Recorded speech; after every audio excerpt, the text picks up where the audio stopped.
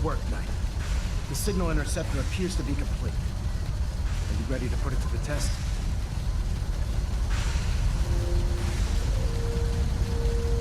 Lab rat standing by. All of us are aware of the risks you're taking, and we salute you. That being said, this is the first time we've attempted to directly adapt Institute technology. When we throw that switch, we don't know exactly what's gonna happen. God willing, you'll end up inside the Institute, and the mission can continue. Unless I end up inside solid rock. Let's hope it doesn't come to that. Now, I want you to listen very carefully. Once you've entered the Institute, we expect to lose contact, so it's imperative you remember everything I'm about to tell you. About 10 years ago, the Brotherhood began recruiting civilian scientists from the capital wasteland to assist with various projects. During this process, we were able to obtain the services of Dr. Madison Lee, a noted mind in the field of nuclear engineering. A nuclear engineer. Interesting. Securing useful resources during wartime is critical. That said, Dr. Lee's contributions to our cause were instrumental in maintaining order in the capital wasteland. After some time, she developed differences with the Brotherhood and exiled herself to the Commonwealth. We're fairly certain that her intent was to make contact with the Institute. What sort of differences? Although she was working with the Brotherhood of Steel, she never formally joined as a scribe. After the capital wasteland was secure, she objected to the Brotherhood's continued military presence there. I think she assumed we would just walk away from it all. She was wrong. Your mission is simple. Once you're inside the Institute, we want you to track down Dr. Lee's whereabouts. If you find out that she's still alive, make contact with her and convince her to return to the Brotherhood of Steel. There's a special project we're working on, and it needs her attention.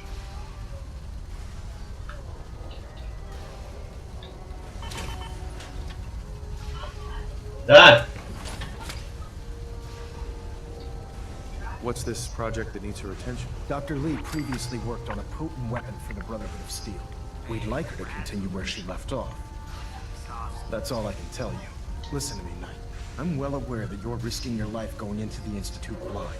Just keep your mind on the mission, and don't let anything they say sway you from your duty. Good luck.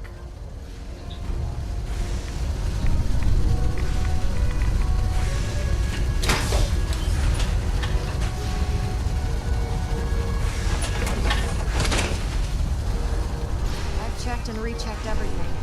I think the signal...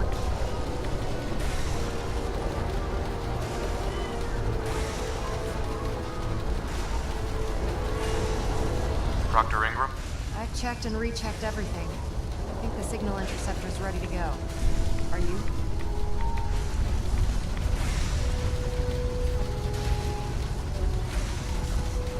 Let's do this. All right. Head up onto the platform and we'll see if I can find a signal to lock onto. Pull yourself together and get up onto that platform.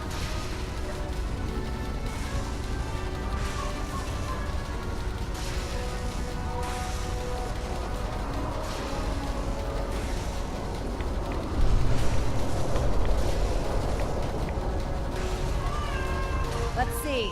Relays dialed in. Beam emitters warmed up. Everything looks green. Let me start scanning for the signal. Cross your fingers. I'm inputting the code now. Wow, there's a heck of a lot of interference and ghosting. It's gonna take a minute or two to lock in. By the way, this little trip you're taking is a heck of an opportunity to find out as much as we can about the Institute and what they're up to. I put a clever little program on this holotape that'll scan their network and download anything it finds. If you place it in any terminal down there, it'll do the rest. Bring it back to me and I'll see if I can make sense of whatever it found. Well, looks like we have a winner. RF wave capture complete. Ramping the emitter. 60%, 80%. Emitter's spiking but steady. All that's left is to throw the transmit switch. Transmitting in 3, 2, 1. Stay safe, soldier.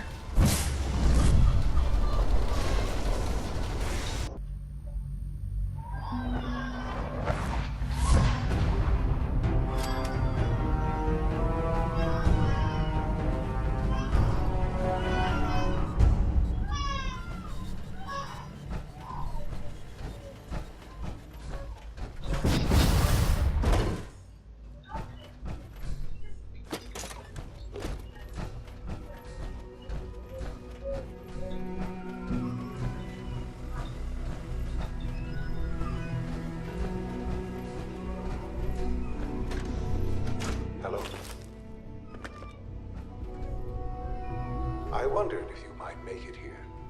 You're quite resourceful. I am known as Father. The Institute is under my guidance. I know why you're here. I'd like to discuss things with you face to face. Please, step into the elevator. Busted.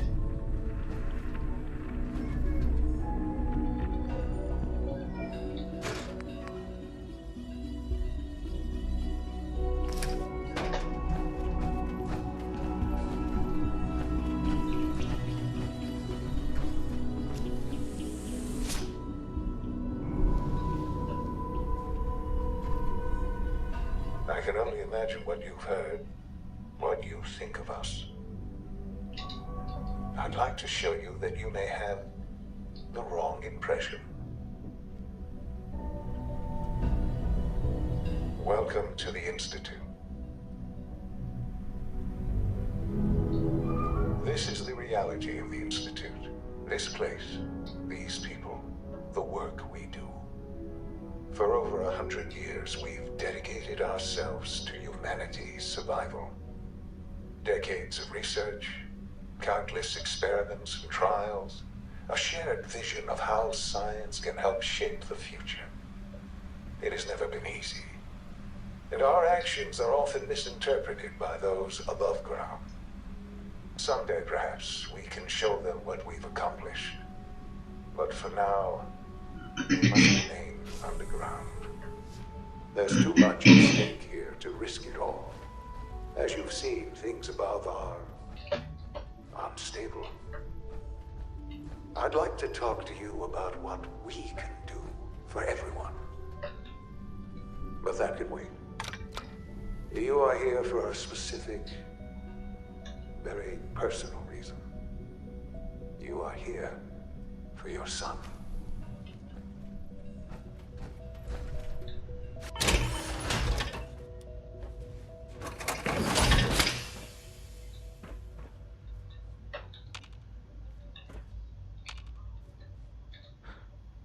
Sean? Huh? Yes, I'm Sean. Sean. I've been looking for you for so long. Who are you?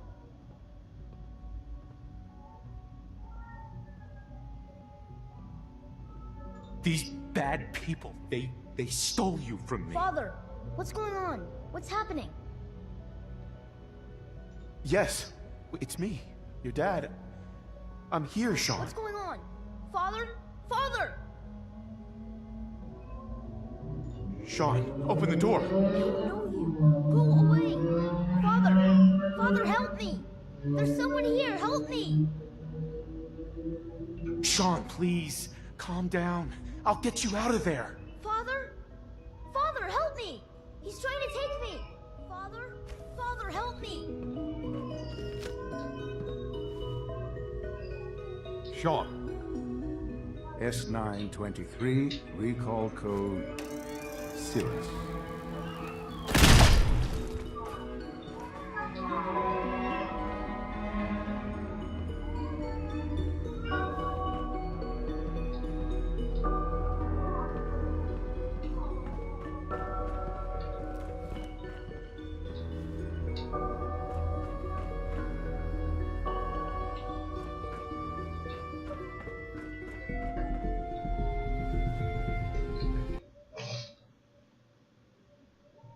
Sean. S923, recall code Cirrus. Fascinating, but disappointing. The child's responses were not at all what I anticipated. He's a prototype, you understand. We're only just now beginning to explore the effects of extreme emotional stimuli. Please try and keep an open mind. I recognize that you are emotional, and that your journey here has been fraught with challenges. Let's start anew. I am Father. Welcome to the Institute. I could kill you. Right here, right now. Yes. Yes, you could. And I would be powerless to stop you.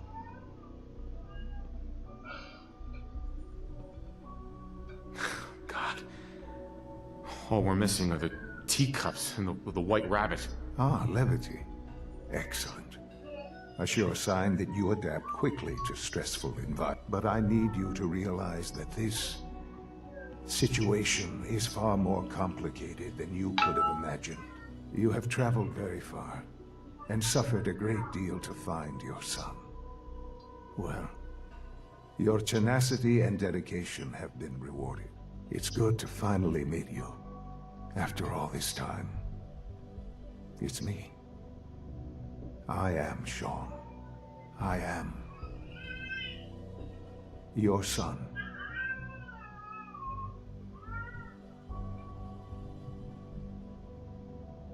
Bullshit. Is it? After all the things you've seen and experienced in the Commonwealth? Think about it. In the vault, you had no concept of the passage of time.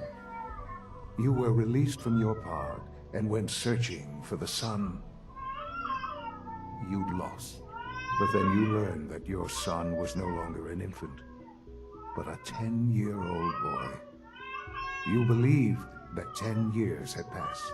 Is it really so hard to accept that it was not 10, but 60 years? That is the reality. And here I am, raised by the Institute, and now its leader.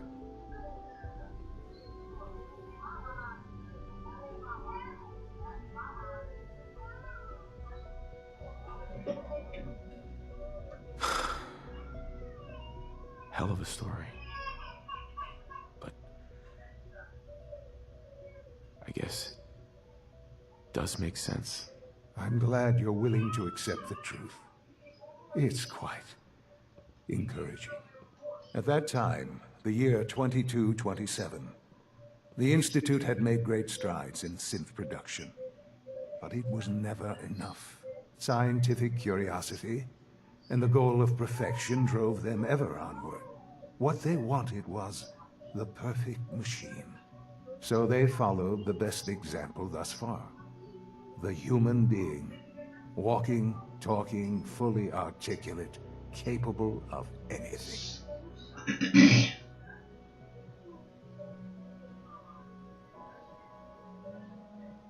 So the weird science experiments needed specimens.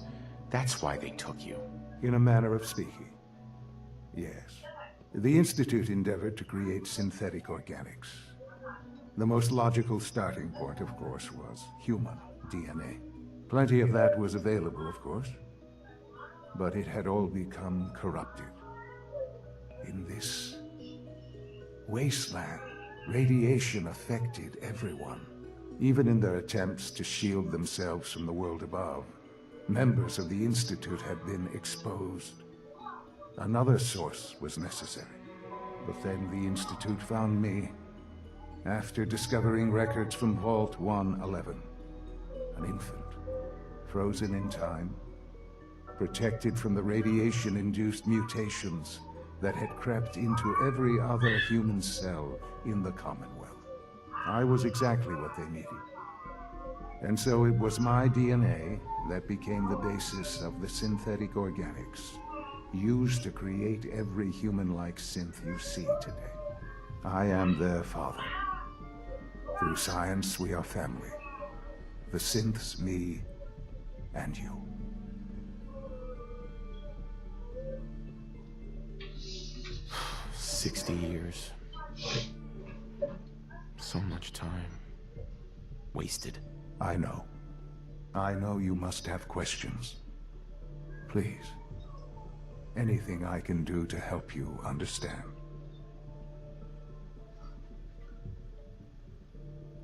Your mother. She never got to see you grow up? Yes. What happened to her was...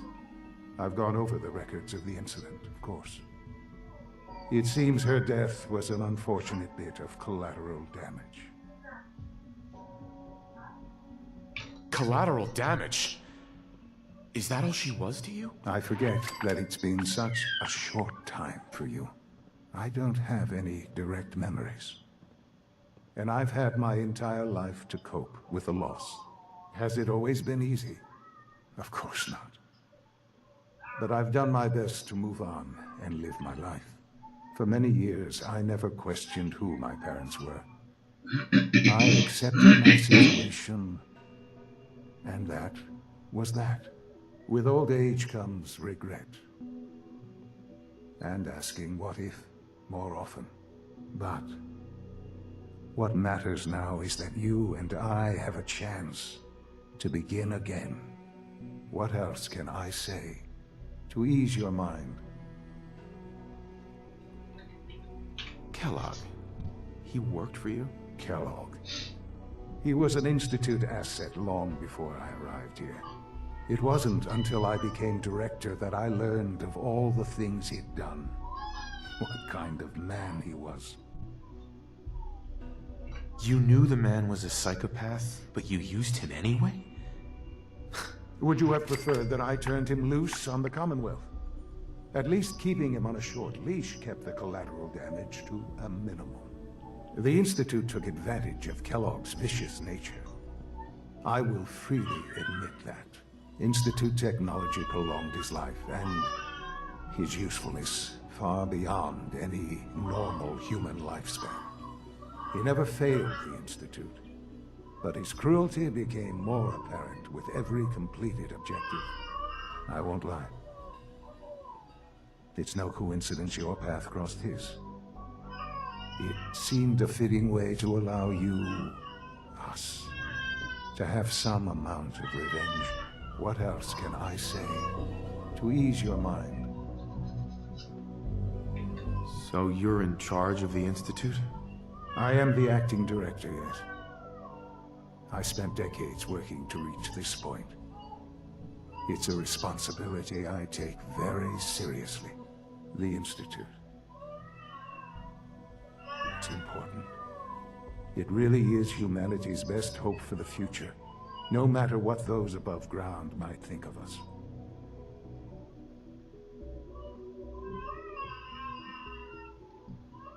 But, director? Why you? I was the most qualified for the position, obviously. I've lived my life within these walls, dedicated to science like every other member of the Institute. My hard work has paid off. Ultimately, the Commonwealth has nothing to fear from us. Whatever you've seen or heard, I know I can convince you of that. Just give me time. I know there's more for us to discuss. But the Institute is on the verge of some important breakthroughs. Your presence would be appreciated as we approach them. I've been a part of something amazing here. I've helped to build a life for myself and the people of the Institute. And now, after all these years, you have an opportunity to help with that. Doesn't that intrigue you? Isn't that what you want?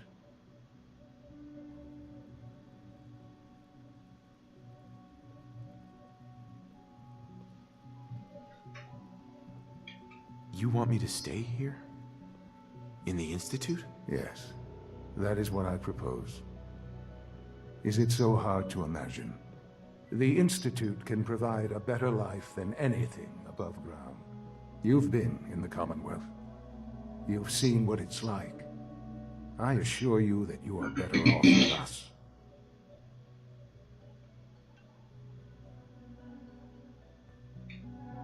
Things are pretty terrible up there.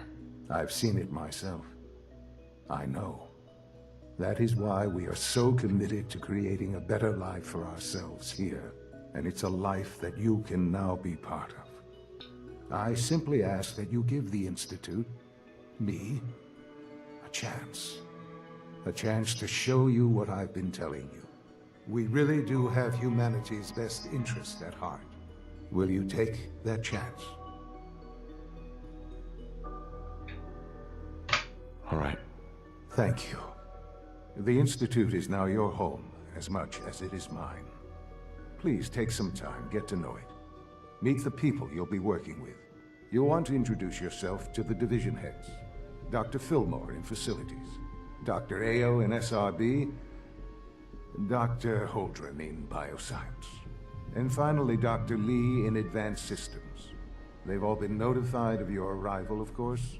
Meet them, and then we'll discuss what comes next.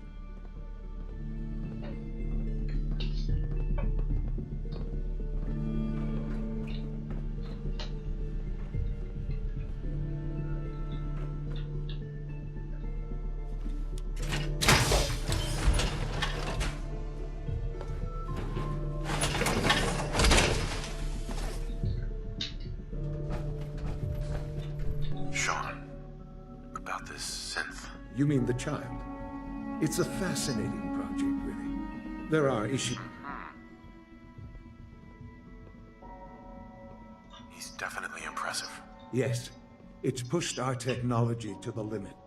We've gained some valuable insights, and I'll make sure it's brought back online in the near future. You'll have an opportunity to interact with him further. But I'll admit I'm curious. As a parent looking for a child, looking for the younger version of me, what do you think? Do you think you could love him? Like you would a real boy?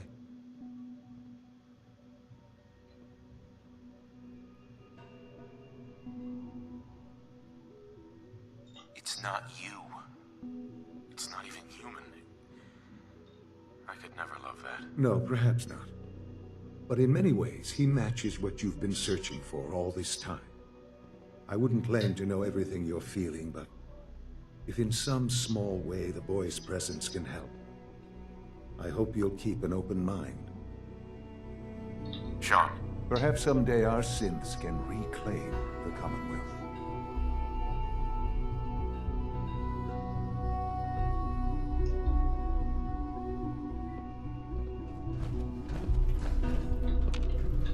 Useless.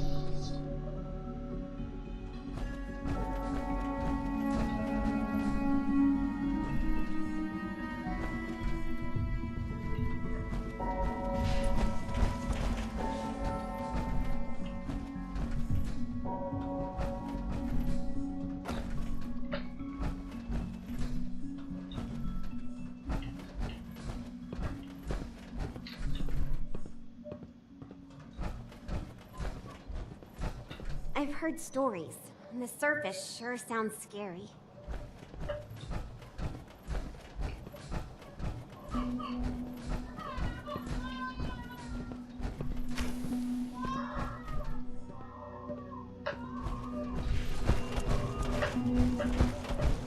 Almost done.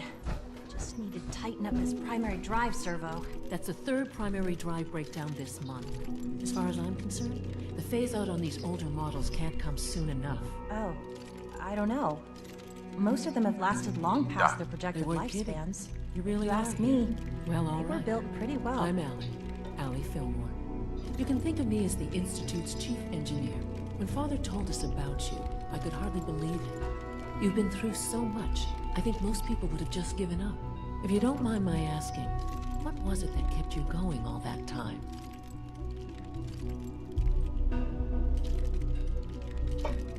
I just wanted to find my son and keep him safe. Now that you've found him, I hope you're proud of the great man he grew up to be. Now, I'll give you a quick rundown of the Facilities Division, and then I'll answer any questions you might have afterward. As you might guess, we keep the Institute's mechanical and electrical systems running smoothly. We maintain and upgrade all of the systems that make it possible to live and work in a place like this.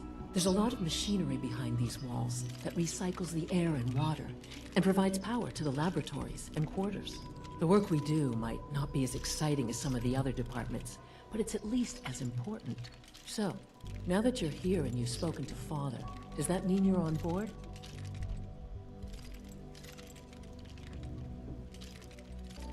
On board with what? The Institute, of course. Sean implied you operated on a level, if not equal, then at least similar to the rest of us. Curious. If there's anything else you'd like to know about the Facilities Division, I'm happy to discuss it.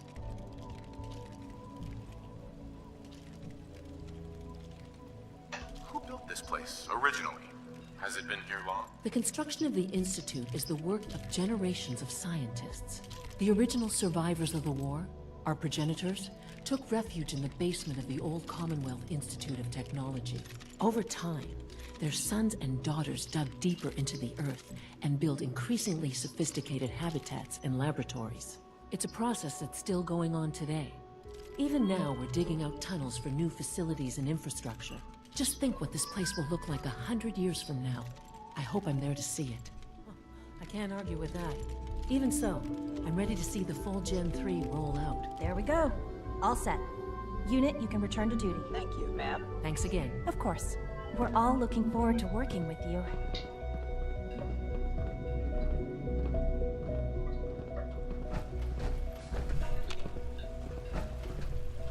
Dr. Fillmore, Hey, what do you need? it must be a challenge to meet the power demands of a place like this. Absolutely. We scratch and scrape for every precious ounce of voltage that we can. Over the years, we've learned a few tricks that help supplement our power budget. When necessary, we can tap into some resources on the surface. We take only what we need, of course. Fortunately, Advanced Systems is always working on new solutions to generate more energy. It's a good thing, too, because the demand is always increasing. You don't even want to know what a single use of the molecular dematerializer consumes. Allie, Hey, what do you need? I'd like to know about the people in your division. Of course. Dr. Lawrence Higgs is our mechanical engineer. Power distribution is Dr. Evan Watson's area of expertise. He coordinates with bioscience to ensure that we also make use of a number of synth units for low priority maintenance and labor.